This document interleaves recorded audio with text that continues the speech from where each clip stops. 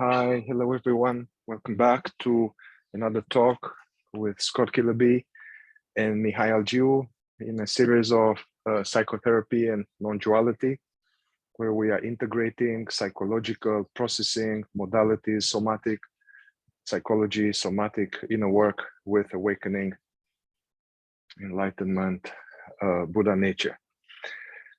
So welcome back, Scott. For today, I would like, if I can pick your brain and talk in depth about this thing called embodiment. And I know there's all kind of embodiment, like, hey man, you're in your head, whatever, come back, be grounded.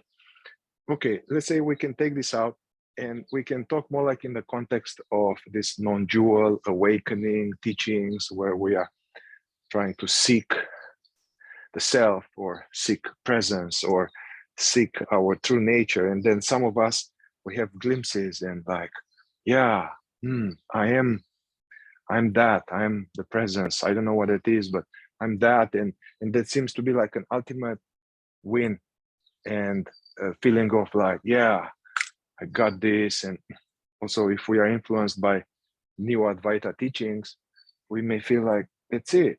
I'm good. I have arrived. There's nothing else to do. So I want to explore this from this point of view, also with the caveat that although I dedicated my life to this awareness teaching for a long time, I remember that somebody from Hakomi a few years, maybe 7 years ago, came to me and was talking to me about embodiment. I had no idea what she was talking about. So I was completely ignorant, and I was still pedaling on being more aware of this, and I'm not the body, this is not me. And it took me a few years to be like, oh, she was talking about that. That's interesting. All right, so what would be your definition or some points of what embodiment is or look like, and as opposed to I get disembodied or yeah. Well, when I was on the seeking path, I didn't know anything about embodiment. And the only thing that I heard was something like Adya say, awareness has to come all the way down in. And that's all I heard. Oh, okay. I don't have any interest in that because I'm interested in awakening. And I just didn't, it wasn't important. But meanwhile, I was experiencing emotional stuff and contraction and pain, but I didn't put two and two together. That it's really about, in the end, it's about that. So embodiment, it's kind of like what Ajay says. It's like bringing awareness down to the body, but it's not that simple because I thought it was. It's, oh, he just means come and feel down in the body. But then as I started to feel down in the body, eventually I discovered there are hidden identifications there. So this is the way I've been talking about embodiment lately. I'll just go with this because it seems to be the most helpful. If you visualize in front of you a forest, a friend of yours actually taught me this basic just scenario, but then I expanded upon it. I forgot his name, a friend of yours. But anyway, just imagine the forest here. You're the field. So you recognize yourself as that awareness. You're the field. At some point, that recognition dawns on you. Whether it's suddenly or gradually, it dawns on you. I am that field or that awareness. But just for argument or for discussion's sake, imagine that there's a forest in front of you, and in the forest is density. That represents your body. And then if there are identifications in that forest, they're really hidden. So like you might see glimpses, you might see story come up, you might see a trauma response, or you might see holding back emotion or something like that. But it's just a glimpse usually. And you really, by just being the awareness, you don't see much of it actually. You just see, even in PTSD, they talk about flashbacks. But it's more than flashbacks. It's just that we don't see much of what's contained in those animals out there. Those animals are hiding in the forest, which means hiding in the body. So when I discovered that, what I was discovering is that these were identifications which were very much part of the ego structure, but they were just completely hidden in the density of the body or the forest. So it didn't make sense to me there was the recognition that I'm the field. it didn't make sense to me to just not explore any of that, since those were also identifications. What I found in the forest is that there's this still an identification of, even if I know intellectually that there's no one here, or I've seen that, in reality, the way that I'm moving in the world is I still moving as a person who has to hold back anger to get love. I'm still moving that. Even if intellectually I know better, even if I've had the insight or even the clear seeing that I'm the field, on some level, I'm still operating in that way. So that's identification. That's what I found. There's literally, there is no self, and there's no self when we go into the body either. But there's the same thing that we find in the body that we find anywhere else, which is there are thoughts arising that we're believing, they have feelings on them, and we're believing them, and we're believing the ones in the body too, even if we haven't explored them yet. How do we know we're believing them? Because we go and we hold back anger all the time. We're believing them because we know that we're still having this trauma response. We know that we're believing them because now we have chronic pain, which has repression and trauma. So at some point, you just start to pay attention to the whole process of what's happening. Is it's not just that you're the field. There are things that you can't see. And that's what the awakening process has always been about. It's always been about starting from a place of unconsciousness and then seeing that you're the awareness, and then these things come to light in awareness and you see those things aren't you. Why would we stop at the forest? That's my question. Why would you stop at the body? If that's the process of awakening, then why? Then that gets down to the psychological reasons why people don't do it. It has nothing to do with, in my view, some spiritual insight. It has to do with the programming of the human, which then recognizes themselves at the field and is still afraid because it feels unsafe to actually explore that. And then I think a lot of the philosophy comes in to explain all that away. It comes in, it's like, don't bother with that. It's all an illusion. And I think some of that language is actually part of the deception in all this. Like, we're deceiving ourselves about what real awakening looks like when you take it all the way. So let's slow this down a little bit here. And I like this metaphor, the field and the forest and the creatures in the forest. So, and for those of us who are into this kind of, let's say, non-duality, we've been encouraged to look for the knower, find the knower of the experience. Ramana said, whatever arises, stay as that which is aware of it. And then, so doing this earnestly, that can bring this realization of the field. But what we are talking about here is that, okay, this is wonderful. Stay as that. Remember that as much as you can, abide as that. But then these creatures, I guess, are like, oh,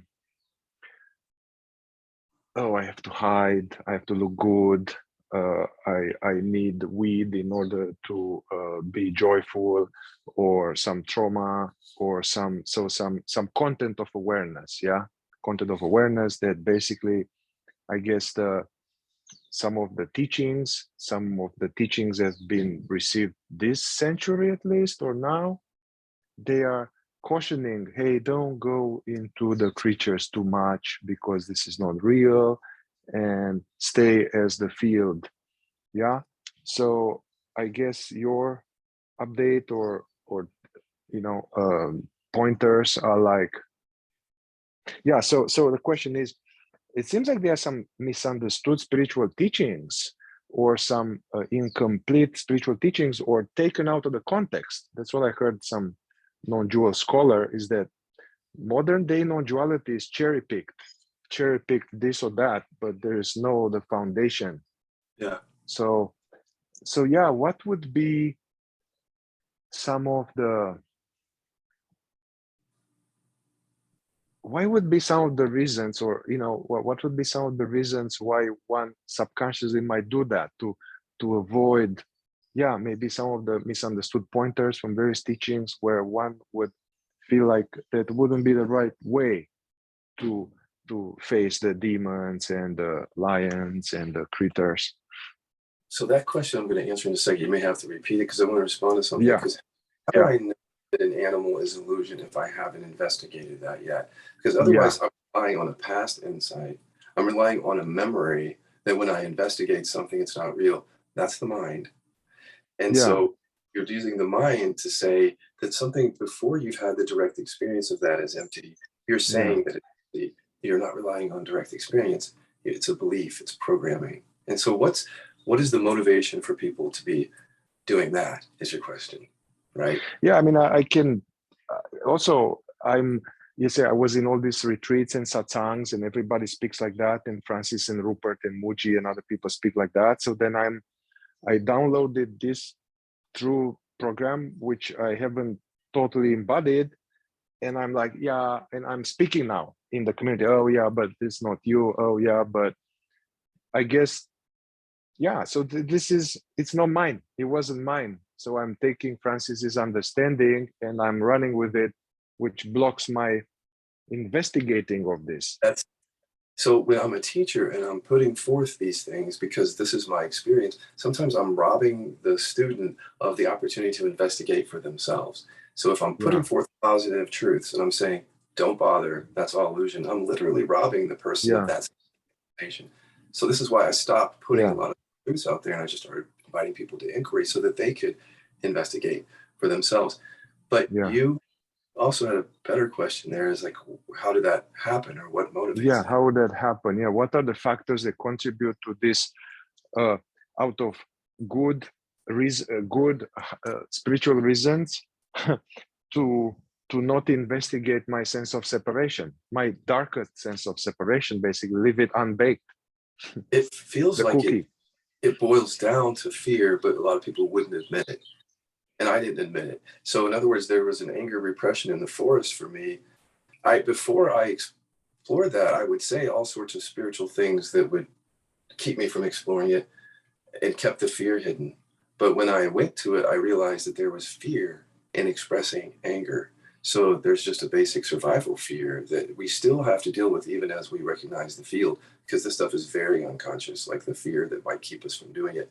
But if we're not even open to explore the fear, that might be one of the animals. So we just stay away from all of it. And that's when I think we start telling ourselves that this is the way, because we don't have any, because we can't say anything else. There's nothing else to say when you haven't investigated Yeah. the stuff. No other language you can put forth other than don't go there because I haven't gone there. Yeah. For what reason? Either fear or I can't think of an ill motive. I can't think that there's teachers out there doing this purposefully. I feel like it's fear and unconsciousness is what it feels like. Or a tradition that didn't, we're involved in traditions that are passing down, you know, not so great skillful means or great context, and then it gets passed on, and then the students don't question it. It gets just passed on, and Mm-hmm. so the student that starts to question Mm-hmm. these things is the one that will start to break out of it, But if you Mm-hmm. just hand me down the truth and you accept it, then it just gets passed on. And here we are centuries later, and now we think that this is the way.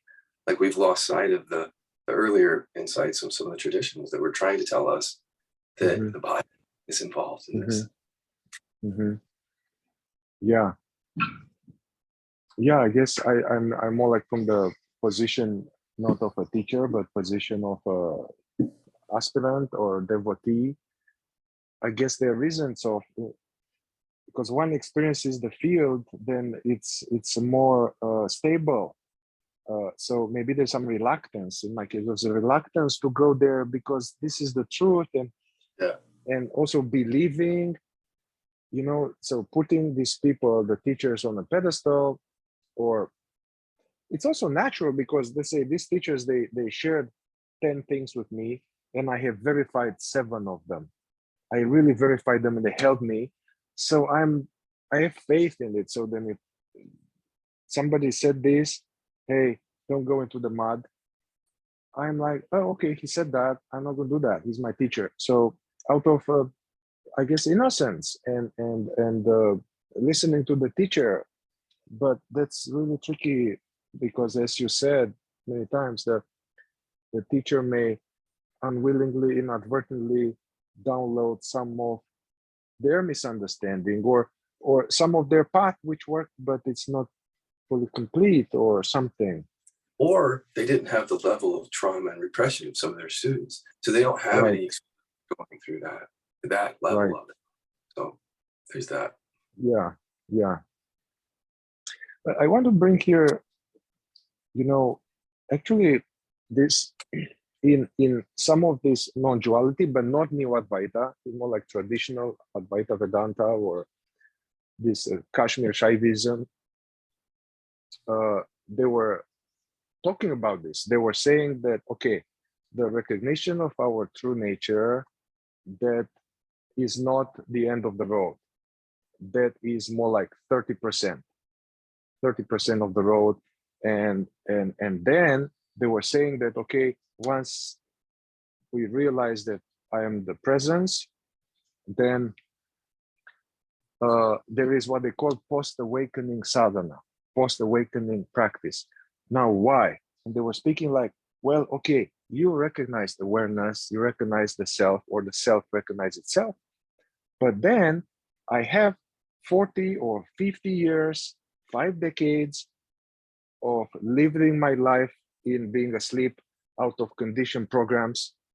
And those are, for almost everybody, doesn't get unplugged completely. So basically, the idea was to now go back to all aspects of my life. It's not just more like a heady spiritual thing. So go back to my relationships, go back to my relationship to work, with my relationship with parents, with my relationship with career, go back to everything, my patterns, my addictions, and bring this understanding, that the understanding of the realization, bring it into all aspects of my life. And only then I can actually enjoy the fruits of the realization and can have real peace. Otherwise, so I was exposed to this, that made sense. However, the tools to do that were a little bit slow. Either they were, in some communities, there was to do some yogic exercises and certain things, like Rupert or Francis, in the retreat with the teacher, and doing those yogic exercises may bring some feelings and this or that. But then I'll go back home and I wouldn't do those things, you know? So I feel like that KI helps a lot to really, as soon as I find something, to bring it up, any addiction, inauthenticity, hiding, fakeness, shame. So I feel like actually KI is a awesome post-awakening sadhana, but also KI could be a pre-awakening sadhana. Yeah, that's what your people come to you. Many people who come to you will be after they had some realization, and you were wondering at, well, does this work before realization? And a lot of people coming to me, they were just regular people who were suffering. Anyway, so if you have any thoughts on this? The way that I see it now is that the awakening and the embodiment are not essentially two things. It's just one thing happening. We call it two different things, but when you talk about your true nature, I just take you back to the time when I had massive chronic pain. And so the awareness recognition was peaceful from the beginning. You actually you don't have to explore all of this to have the peace. And I think that's one reason why people don't explore it, is because there's peace with the recognition of the I am awareness. But in the peace that I was experiencing, that was deceptive, because this chronic pain was coming up, and this was making it difficult to continue abiding. Even though I had been years of abiding, it was making it next to impossible. So I went back and just kind of said, well, there's really no investigation to do here. This is just allow this, see this as, and then it just got worse and worse. So it went from abiding to really intense pain and then suicidal ideation. So that's where I was with that by not exploring it. So as I explored it, basically there's just this deeper abiding, but now the anger has been included, integrated. It's not being shut down or repressed in the same way. So there's just a deeper, because when you have those things in the forest out there, that has a bearing on your capacity to stabilize as this. And that's what I've seen through the years. So if you do the work before, in some ways they come together, because you're recognizing yourself as the true nature. As you're working with the body stuff, these identifications that are hidden, which are creating nervous system dysregulation and triggers and trauma responses, they start to get emptier. So you're just able to abide more in that. So, and the other thing is, if you don't explore that, you can have issues with abiding as that, like I did with the chronic Yeah. pain. You're lucky if you don't have chronic pain or strong contraction, then you can just abide as the field and get away with it. But after a while, if you start paying attention, it actually has a bearing on our capacity to stabilize in this. The body stuff does in the end. Yeah.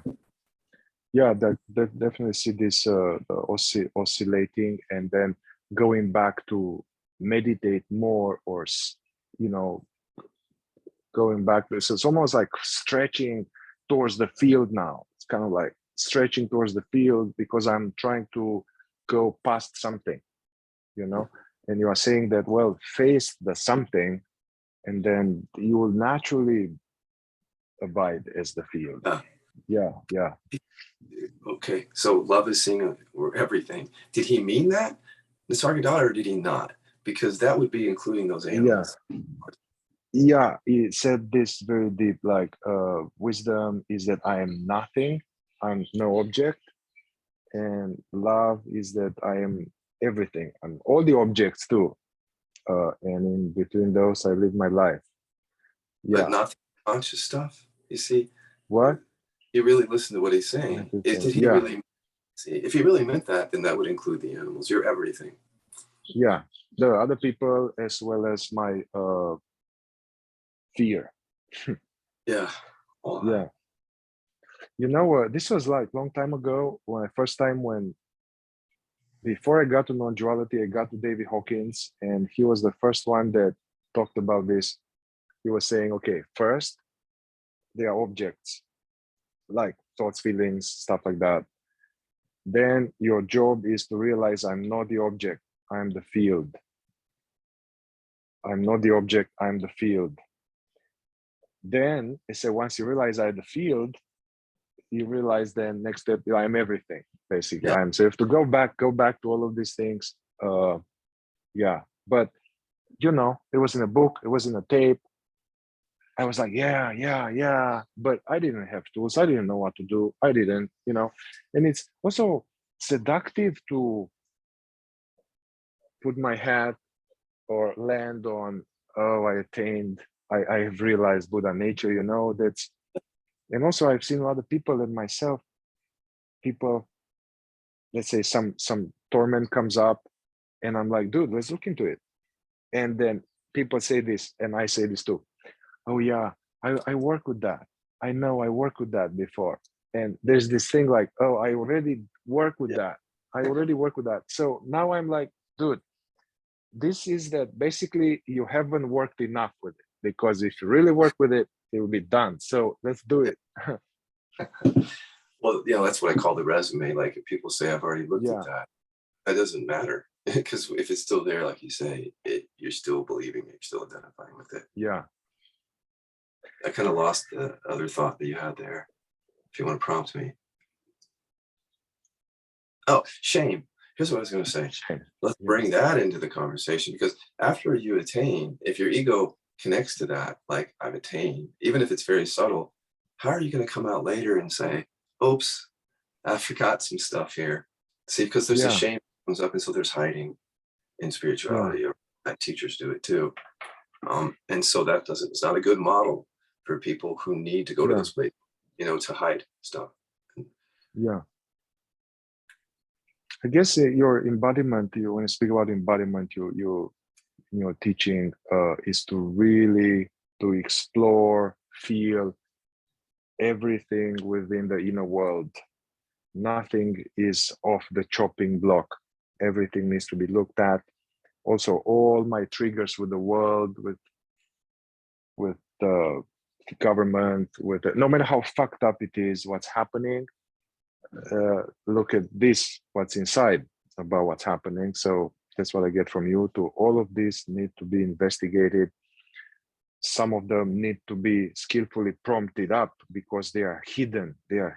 Some of the creatures, they come very infrequently, or they are very sealed off. So you develop these special techniques to rattle the vaults, and they come up, you know, this repression and the drivers, finding the drivers for our suffering. I really like that. Some other teachers that talk about this, they speak about this like, hey, bring it to your life, man. Don't just have spirituality here on your mat. Or how is your relationship? How are your relation? How is your, do you do what you want to do in life? How is it with substances? How is it with your mom?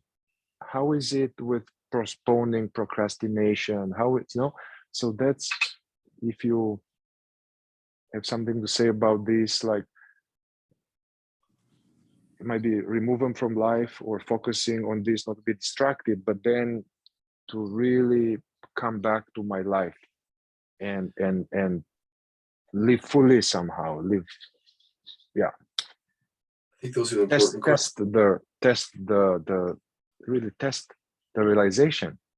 Yeah. Yeah, to bring it back to all those areas, because I think there's a lot of people, for example, this is just one example, where they recognize true nature, but then there's an inertia. They can't move. And then they're being told that it's just as a result of the awakening. But it's actually, in my experience, it's not. It's the awakening plus trauma and repression. And so people are just hanging out in that. And if they're not being encouraged to explore that, you can just get stuck there. And there's people that are stuck there for years. They can't move. Like they're free, they feel peaceful, but there's just no movement, there's no flow. So if you leave the recognition just as I'm the field, you miss those things, those energies that are weighing you down from the past, like the fear of rejection, the fear of that you learned early on. That's what's weighting you down. And so if you don't explore that, for example, they'll just be weighted down with that energy that's unexplored. And that's part of the embodiment process. Or just all, like you mentioned, like relationship. A simple thing like speaking up is, like in spirituality, we don't put a premium on it, really. We don't value, we don't talk about how important that is to have your voice. And so then spirituality will subtly get you to repress your anger. It can. And then that's then having an effect in your relationships now. So now you're nice and spiritual and awake, but you're not real. And so then you have to go to those areas in order to explore that. So there's so many examples. You mentioned the addiction. We're looking at things that are driving these behaviors. It's not just the feelings and the thoughts. We're going down to the root and getting to the, as you know, like the commands to be compulsive, the command to hold back anger, the command to whatever else. And that's where I think the difference is, like getting on that level. You know, that to me, that's the embodiment, because it's all happening at that level. And even, let me say that you mentioned, like, it's sometimes like these deep drivers are just in it. They're not often, maybe, but what I'm saying is that they're much more prevalent than people will give credit to them. They're quietly running things constantly. To say that they're, you know, it's not like that. It's actually like how you're behaving in relationship is generally running, if you haven't explored this, is being run on these responses and everything. And so I think it's much bigger than we've said so far about what's important. Actually, for maybe people doing the work on the members area, this is more common knowledge, but maybe other people, they are not so familiar. I wasn't familiar with this, that what Scott is talking about, this like programs running, operational program of our imaginary identity. You know, I was talking in a meeting today. I'm in a vacation. There's no problem. I'm walking in Hawaii and I got lost, whatever. So I thought, okay, I should hitchhike, man. I need some help here.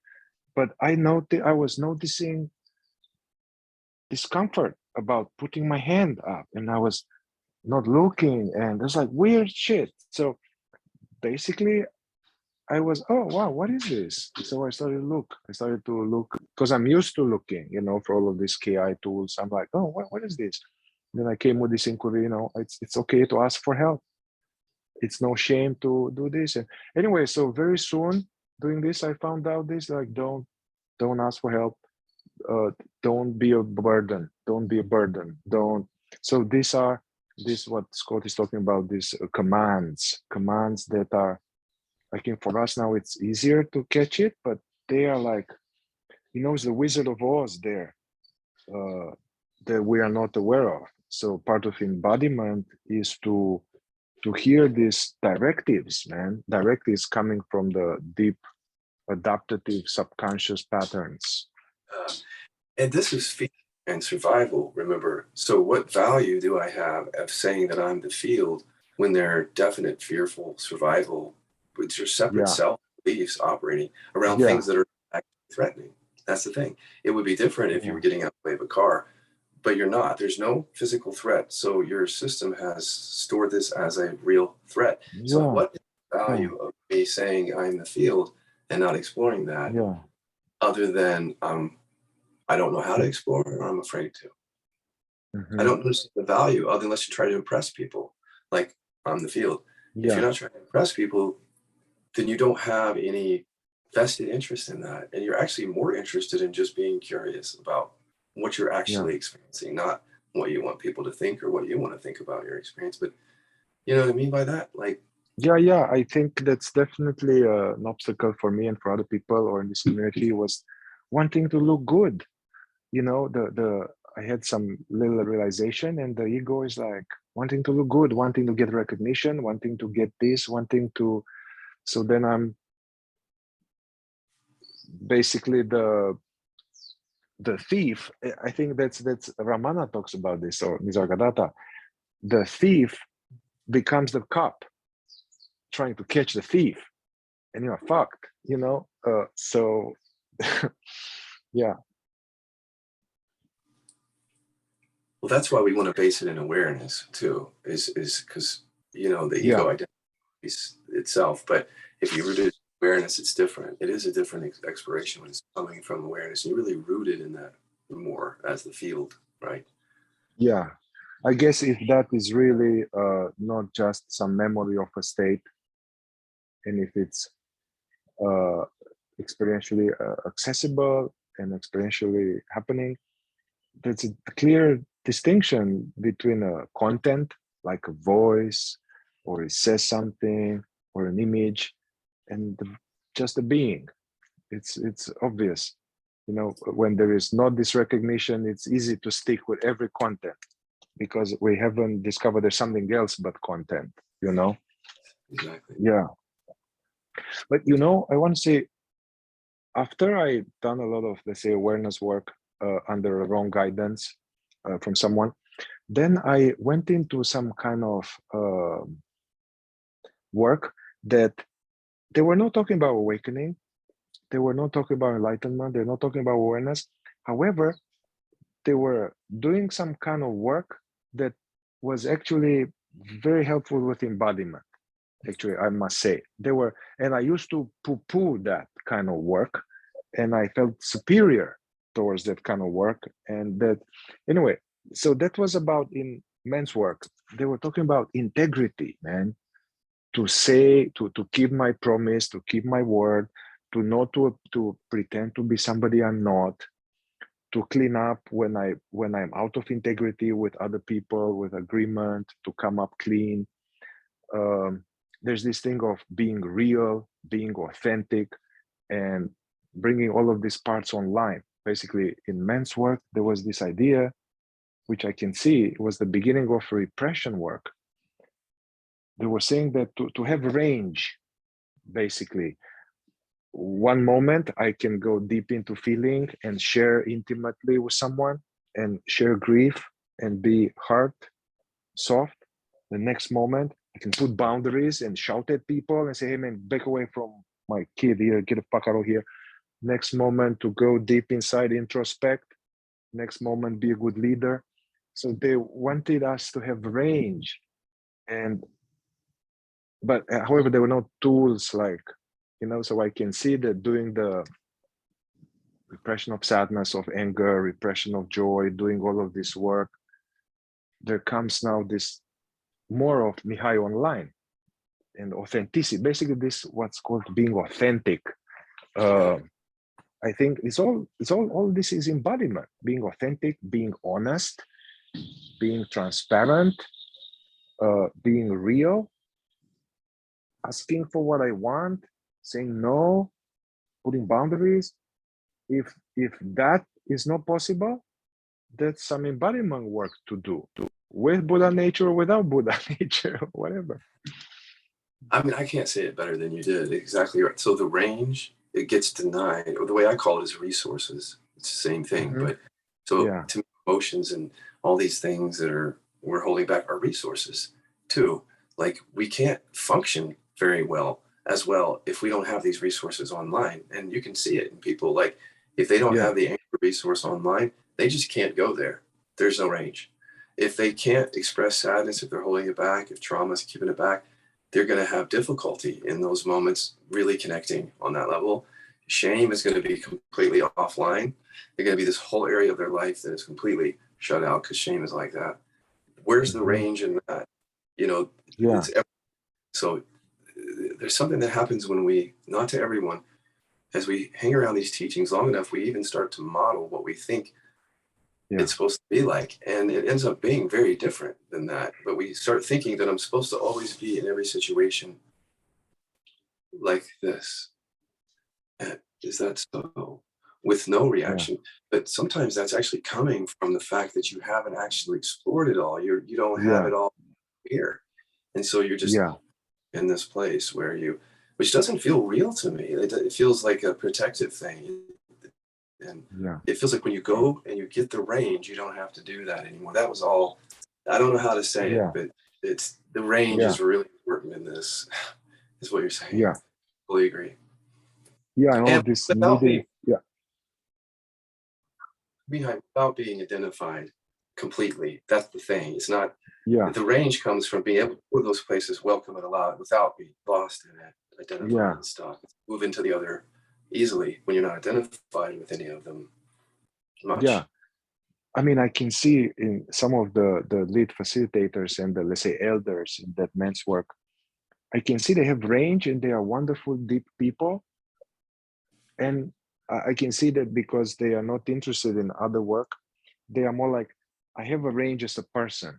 Me as a person now, I have range. And me as a person, I'm authentic. And that still is a much better life.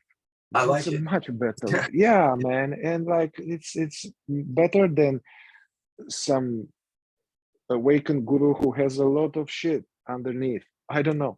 Anyway, but I guess what we are doing here is we're taking that and also like, hey, it's not me as a person, but me as this divine aware presence, expression of the divine as Mihai.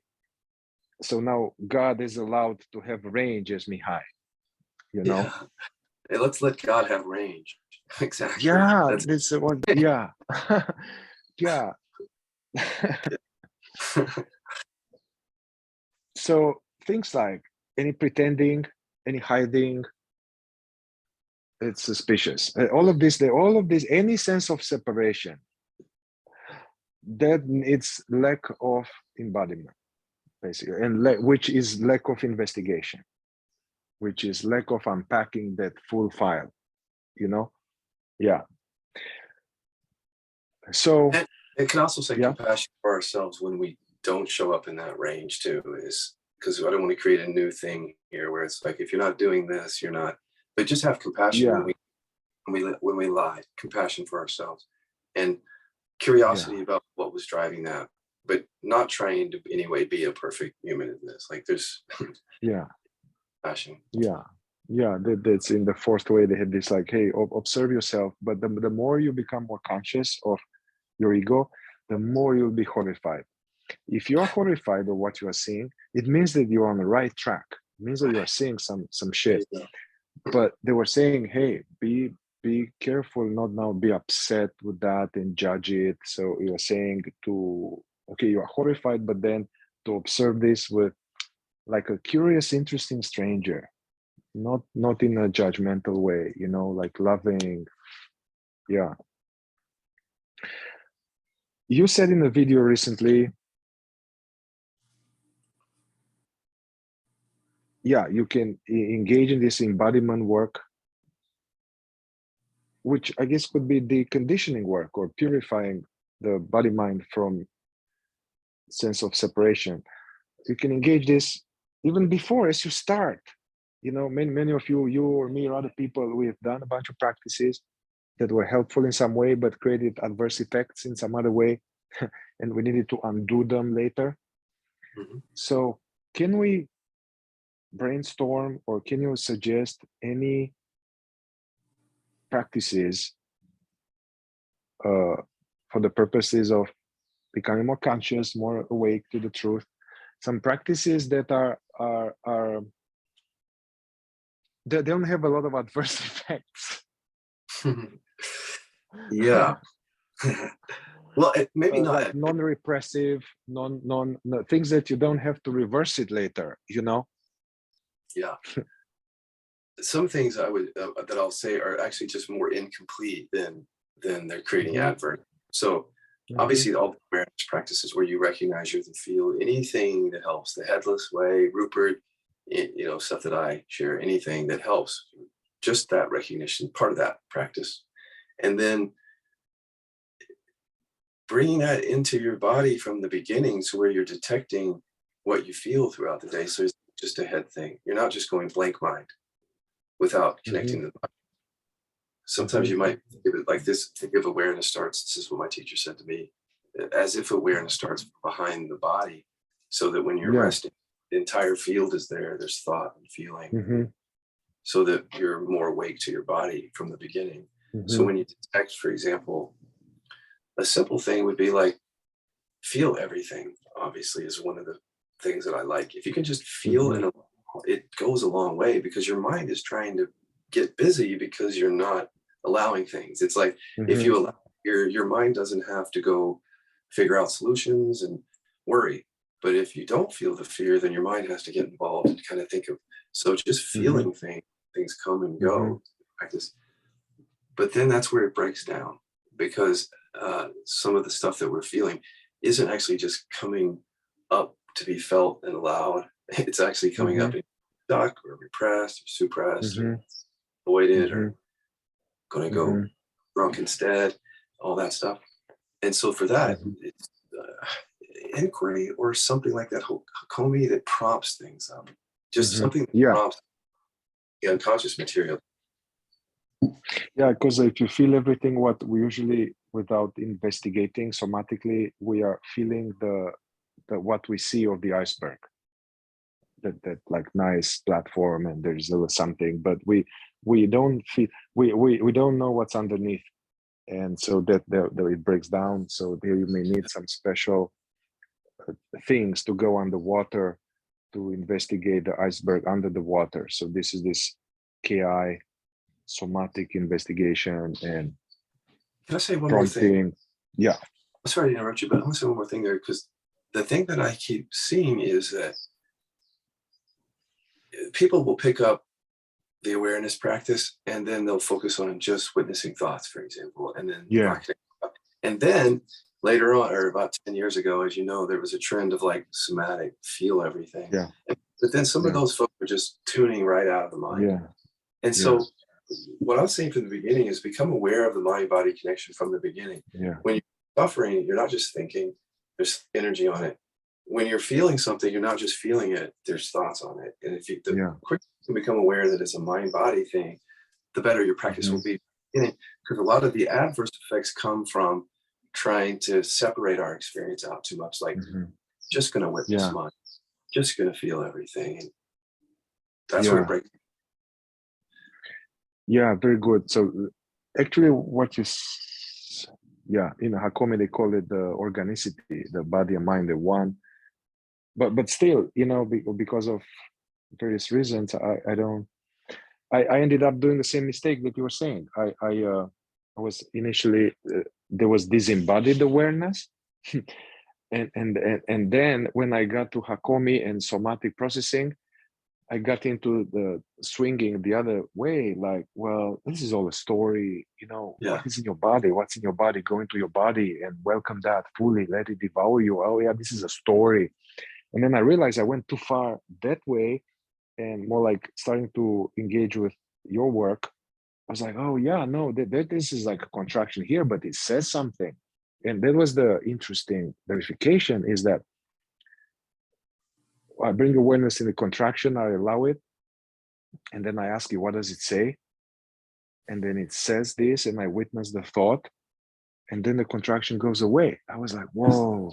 And before I was trying to, hey, welcome it, don't resist it, don't resist it, don't resist it. But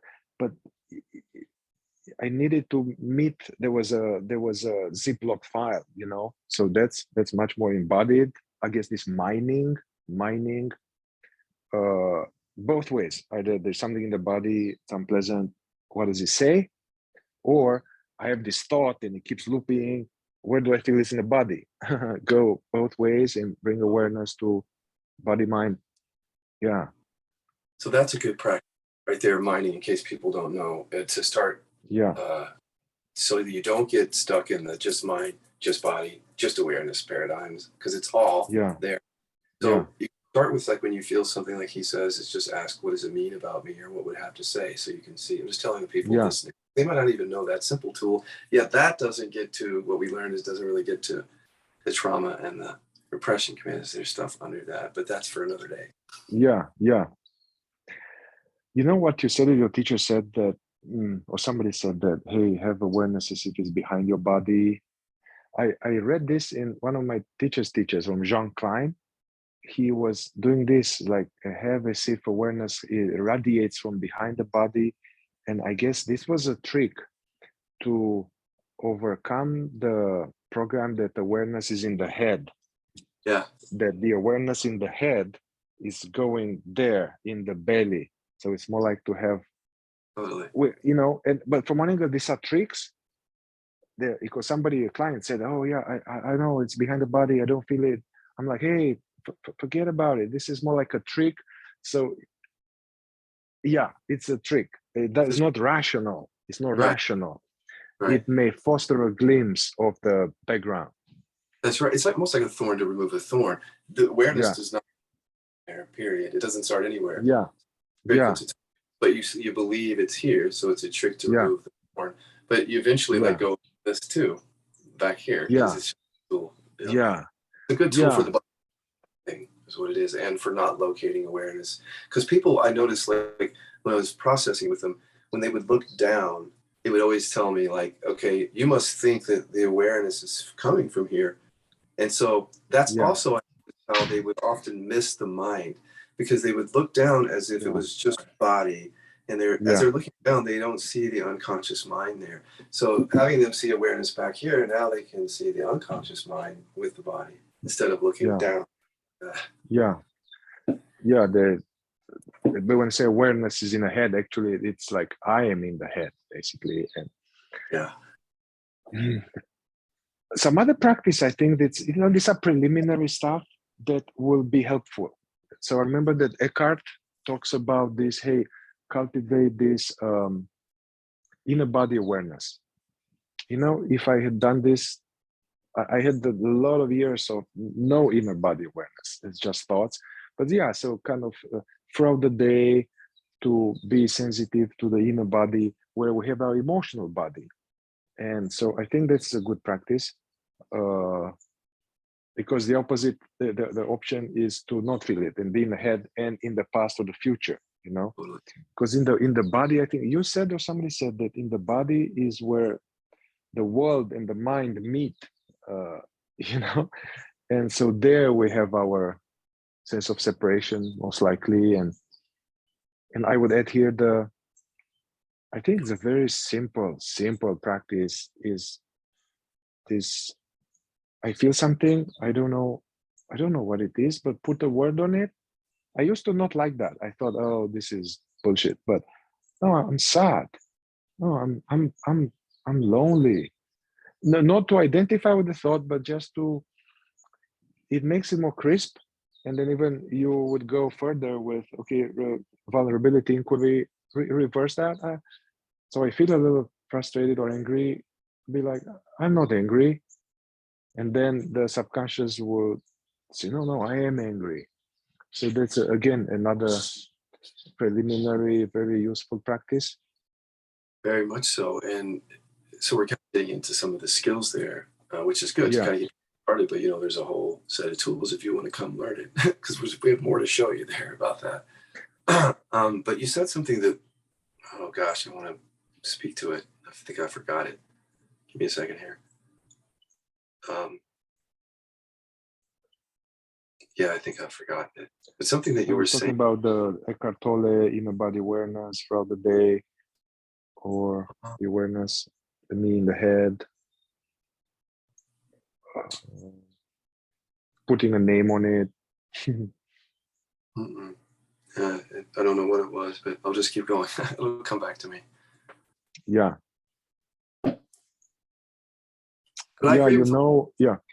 Awareness. That's good. It's a good start, is what I say, is inner body awareness. But where it breaks down is that you'll encounter things that are totally hidden, is what I'm saying. And so that being aware in the body enough is what you'll find.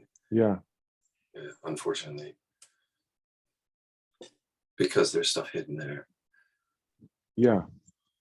I mean, who is watching this is very likely people that work with you or work with me, or they're already somehow a little bit into this work. But okay, maybe there are people who just come across this. And so we are, if you really are interested in this, and we are talking about very art and science of awareness-based somatic awakening, processing, and recommend people to check out. They will be in this video, so Scott Killaby members area, where it's a wonderful online community where we do this work, and there's a lot of support. And I'm just saying this, just that it's there, not to advertise necessarily, but just that it's there.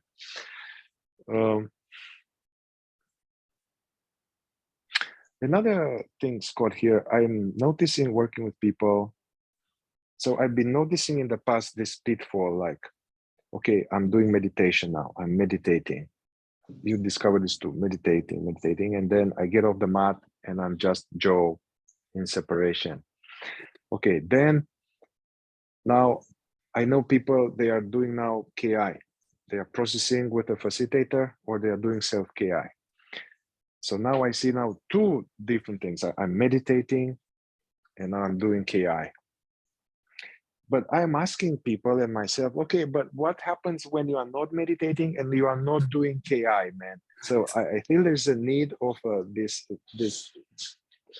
other, or at least understanding that there's another big segment of ours where there's to be living embodied something, because otherwise we fall asleep totally doing the same thing. It's not going to go so well. So my practice wasn't like that, where I compartmentalized. It was in the beginning until I caught on to this. So I just dropped the meditation practice and just started resting as awareness throughout the day and just noticing what was arising, coming back to that feeling and allowing. So I never, at a certain point, I stopped that. And I think that's what I'm saying to people, is that that's one big issue right there, is how you compartmentalize. So what happens in those other moments? My practice was literally, in a sense, moment by moment, just kind of coming back, feeling, seeing, noticing, resting. Then I would go unconscious into a story for a while, but I'd notice that, come back. And then I go into inquiry or something, but that's beside the point, because it was an entire lived meditation. My life was. Yeah. So also this is a deceiving. I mean, of course, everything is with the mind can be, that is resting as awareness. But when you describe what was happening, you are describing that you were attending, you were consciously present to phenomena, to thoughts, feelings in the body, and the birds and the clouds. So that's like some kind of, I don't like the word mindfulness, but somehow being present to phenomena. That's okay. And also the space between the phenomena too. So like, right, not noticing thoughts, but what is the space when a thought falls away, where there's a presence here of awareness. That's the thing that's difficult to recognize, because we're so fixated on thoughts. So you want to take some time to come back and just recognize the space of thoughts too. So it seems like depending on people they are at, it's still useful, because I have some people I work with that they're like, what do you mean why the space, or what do you mean the interval between thoughts, or what? That's not that's too abstract. So then a healthy, still very useful way is to witness phenomena. Yes. Witness phenomena that will allow for the phenomena to slow down, that maybe sooner or later one will have a glimpse of that which is not a phenomena. Francis was talking about the noumena, that which doesn't come and go. That's the whatever. But then it's, if one has the taste of just the isness, so then the practice becomes a non-practice practice, which is somehow watching phenomena, but then also enjoying the just being, I guess. Yeah, enjoying being, not as different than what I am. Like this being, they are being, we are easing. Right. Knowing. Somebody said this, I like that. Knowing, like knowing. You know, that's what people say. So that's how it is. It's like being, and the inquiry or the looking is just an extension of that. It doesn't feel like a practice. It's like, this is my experience. The awareness is foundation, and all this stuff is here. So, but when you don't have that recognition, and you're still coming from the mind that believes that you're a story, you don't have an experience with that. And so it looks like a practice that you have to keep coming back to. You have to give yourself that you are being at the very basis. And then I think the practice is much different from there than it is. And I think a lot of those questions go away, like, how long will this take? Or when it's the being you're missing. That's what it is. Yeah. And it's good to take people where they're at. I mean, if we want to help people, it's really, there's no way around that. So I can see that people that there's no recognition of being, what it is that's a lot of chatter, a lot of past and future, lack of inner awareness.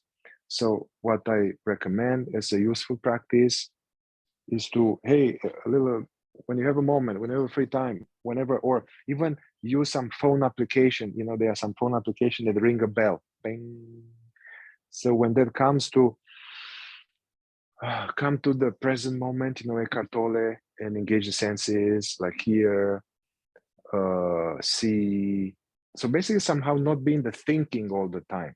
I think that's when one is in the thinking all the time, recognition of presence is way far. So intermediate step is this Eckhart Tolle, being present, you know, and using as portals, you know, either the breath or the seeing, the hearing. Yeah. 100%. And so maybe we should give a few practices on that, because what would not create adverse effects later? And what I feel like is that something that could create adverse effects is if thought is coming through with some energy on it, and somehow you push it down in order to recognize this reinforcing repression. But if you just allow everything, you're not really allowing it, it's already happening. But if you can just see that it's happening that way, and then as you notice something arising, like a thought that has energy on it, if you just stay with it, let it be itself, like instead of trying to get somewhere else, just let that thought be there. And when the thought falls, even if that falls away, can there be a moment where you don't go somewhere, where you just rest as the beingness? And then if you have more of those moments, that will start drawing you back to it. Trust me, once you start touching into that, it's going to take over. But if you don't touch into it, you're just going to be stuck spinning in the ego thing. So that part is a big part of this. Yes. You know, I was doing this being present thing, but I had adverse effects that I will come back to just being aware. I was come back to being aware, and so that, and I got very good at that. So the thoughts were rejected. So now the idea is to not to witness the thoughts, not to push them away. Here's one thing. And, go ahead, finish. And if there is, I guess what I'm to witness and allow, however, there is any sense of unpleasantness or there's any sense of a trigger, investigate that either in the moment or later today. So that's something, needs more prompting, more mining out, more something. I would have always said that, but now that the science in my life has shown me that when you don't do that, it can have negative effects in your life, like illness and chronic pain. Now it's a different message. It's like, you really need to do that now. Like you really need to take the stuff because there's plenty to do that. And now they're in pain. They've got these diagnoses. And I think that the spirituality played into it. I really do. So to me, it's a matter of like, it's health. It's not just awakening. Like it's a health issue to not investigate, to literally be pushing our emotions down in the name of spirituality. Yeah. So that's how I see it now.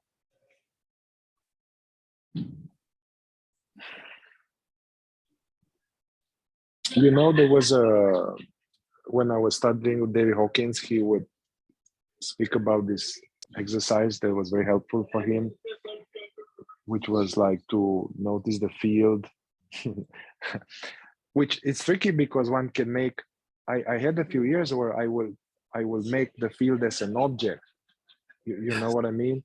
Yeah. Because I access that, okay, there's this where it's in this emptiness, and I'm like, oh yeah, so you can project that, you know, and then it becomes dry and it's problematic. But anyway, David Hawkins was saying, staying as the field, notice as soon as a thought arises. Notice the arising of thought as if it's a fish jumping out of the water, as if you are like a fisherman at the ice hole, and then a fish jumping out of the water. And the tendency was for that fish to connect to other fish and becomes a story. You would say like, oh, there's all Rover, my dog. Oh, but he was run by a truck when I was 12.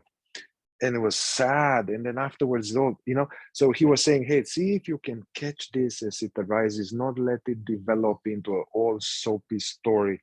Catch it as soon as it arises. Anyway, I was trying to do that. I couldn't do it. I just was, I will wake up once already there was whatever. And what was helpful, I went once to Francis and I was asking him, hey, do you think it's a helpful practice, this thing? And he was like, yeah, that's helpful, but you can try to do the opposite. And I was like, well, what do you mean? So, well, a thought is already there.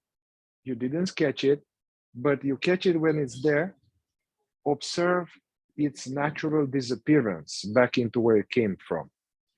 So instead of trying to catch it as it arises, you notice that it fades away like a wave reaching the shore. And he said, why don't you try that? So I tried that and it was much easier. And actually it was, again, it's like a tantric trick, which I liked, was like, because then if you, first of all, it was hard to catch it as it arises, but it was, I will wake up with this thing and then I don't try to snuff it away. I watch it go away. And the game is that now there's no thought. And there's a little bit of the space before the next one comes, you know? Exactly.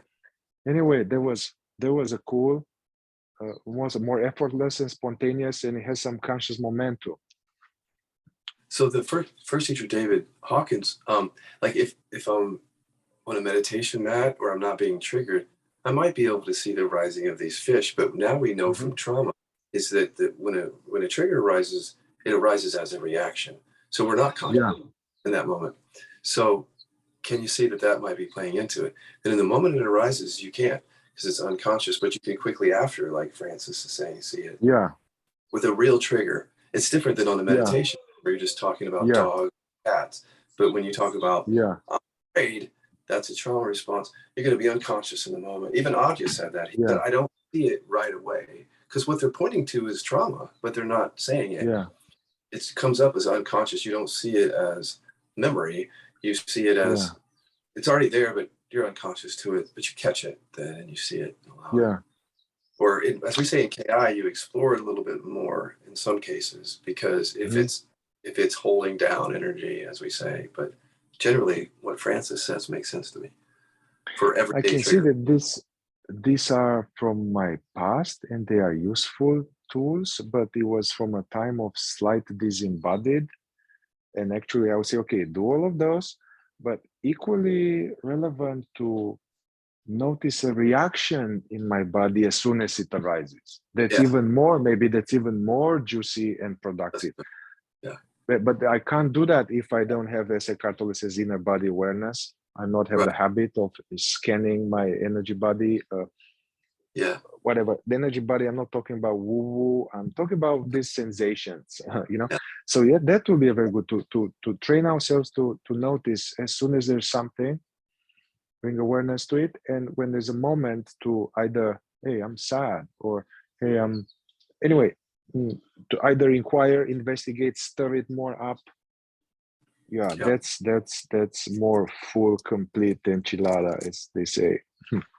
And so, people listening, if you're just starting on the path, what we're saying is inner body awareness would help you there, is what he's saying. Because Yeah, if you don't have the inner body awareness, you can easily get taken over even more, because it's just how mind is. It's like it comes in and just takes you. But with inner body awareness, it's like you're aware of something even maybe before you know what you're thinking. But if you're yeah, not on there, you don't feel it. So how does yeah, that translate to practice? Is those who are starting come down, inner body awareness from the yeah, beginning. yeah, yeah. With some basic, actually, I didn't quite enjoy Vipassana at the beginning, but I can see that that was a lot of inner body awareness, scanning the body for stuff. Now, the problem with that is that they were not talking about the thoughts, but yeah, Right. scanning the body. So basically discovering this inner world, yeah, of the inner body. I had a thought here, I lost it.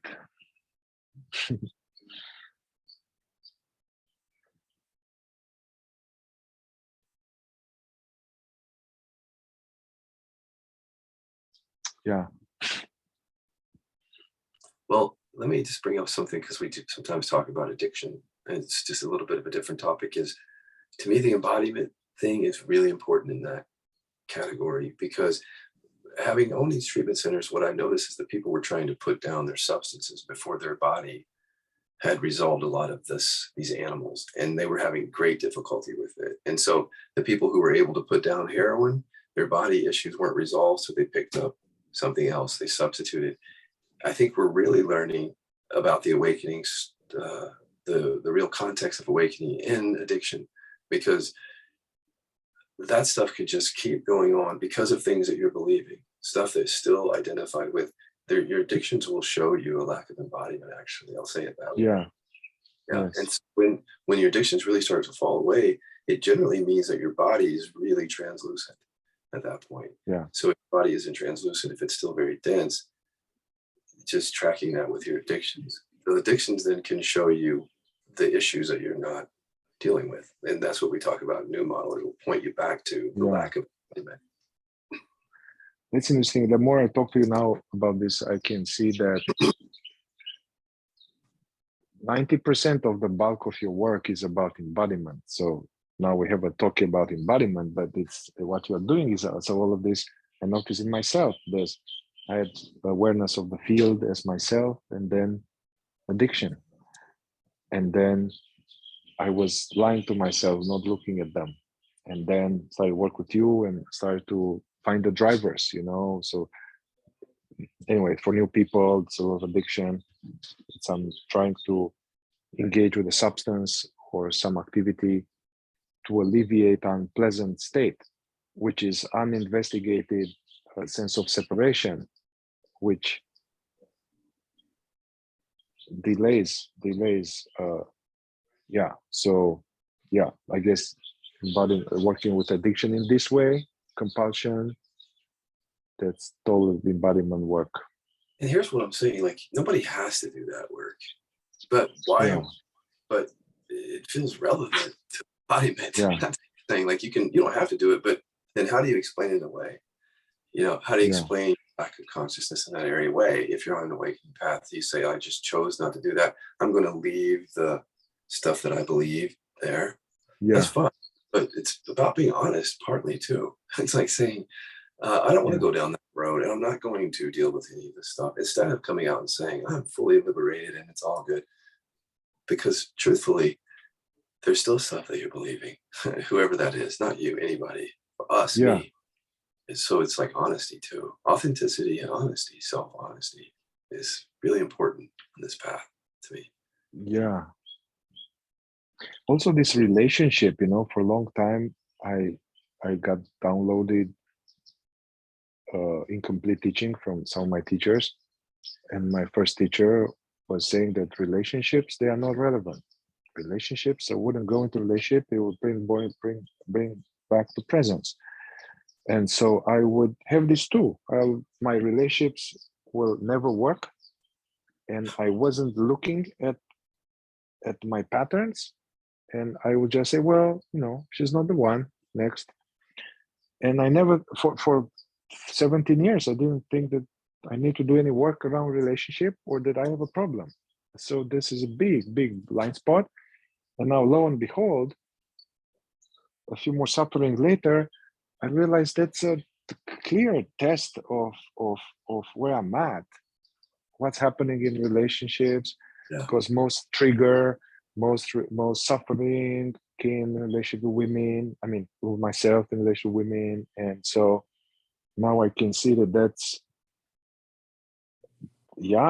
somehow the work needs to come there. It needs to come with dealing with people, so basically, and dealing with money and dealing with the government, and somehow as if you have a pig. I don't know, I never seen this, but like in the past they had this big pig or like a wild boar, and then they have to roast it evenly, and it seems like this embodiment is that it's a roasting the pig evenly, and for a long time I had this nice roasty parts, but the really raw parts there, it will hold me back.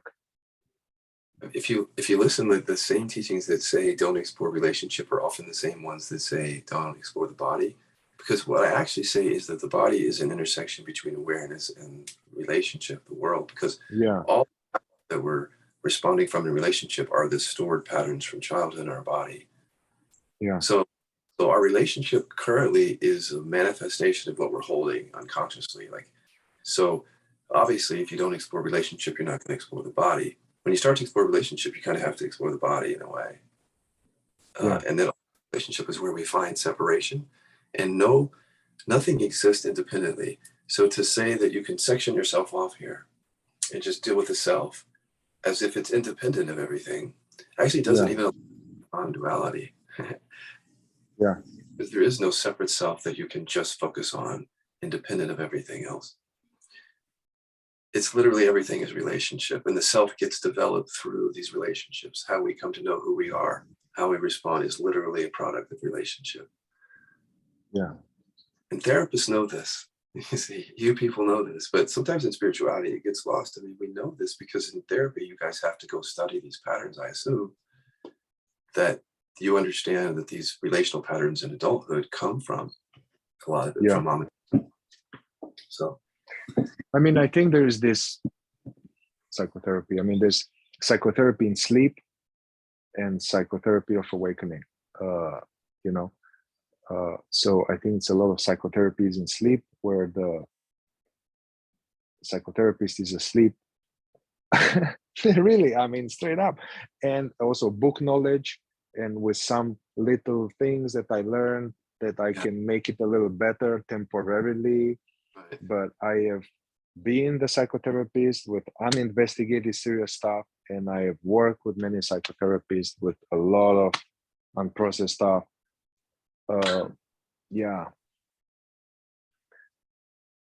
Knowledge is not enough. For sure. And then I want to say something here, just, I don't know, feel free to share anything else, but we are talking here really, we are saying a lot of things, and we are not saying many things. We are giving like a context and a global philosophical understanding, but what's behind what we are talking, it's a very precise technology.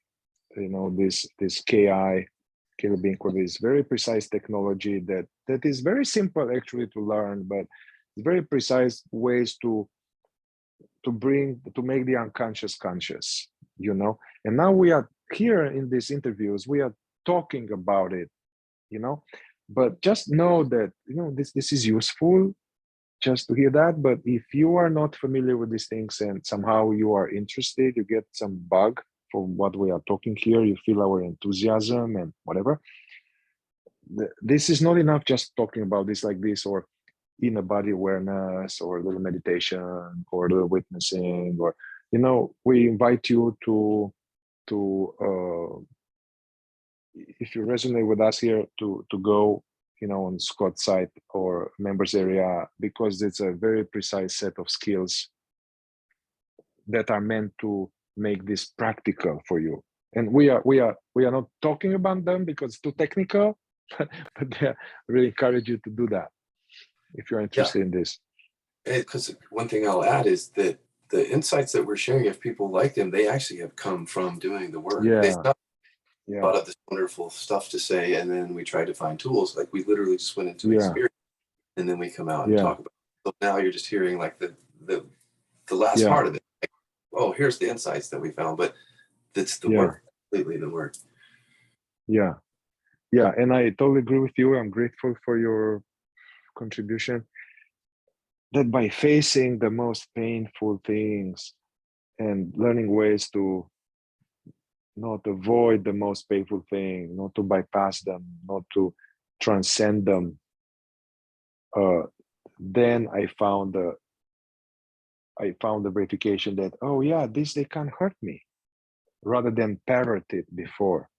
You know, they can't hurt me, all of this, they can't hurt me. They didn't scratch all of this painful, terrible, yucky thing, trauma. Once I fully allow it in the right way, with the right person, it's true what they say. It cannot scratch awareness. It never touched me. It came and go. But this was only after I was supported to face it. Before they will have me. Have me. So I had limited free will. Love all that. The only thing I would add is, like, even when people say, I've transcended it, you haven't. That's the whole thing. Like, let's say I'm going to transcend that. Like, no, you literally haven't. Like, because to transcend, you would actually bring it into experience and see it for what it is, and then see, you know, that it's not your own. But if you're just tucking the thing into the forest and saying you've transcended beyond that, you really haven't, in my view. You're saying that it's a story, but the real transcendence comes from really seeing something as for what it is, and not just saying it that I'm transcended. Like, that's just a small point that you make, because I think a lot of people think that I am the field is the ultimate transcendence. They think that that's it. Where there's a deeper thing happening here, is what I'm saying, beyond just on the field. Yeah. And it's real easy to stand as the field and say, I've transcended all these things. Yeah. But I don't see how that happens if you don't know what they are. Yeah.